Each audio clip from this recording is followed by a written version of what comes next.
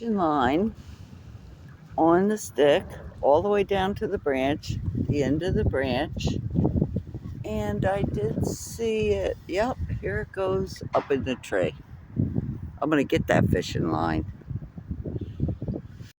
I pulled it down. This hook was stuck up in this tree.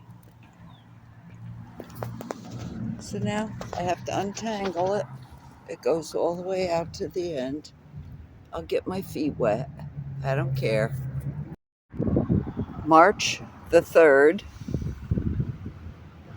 these hooks and this monofilament was laying on the ground.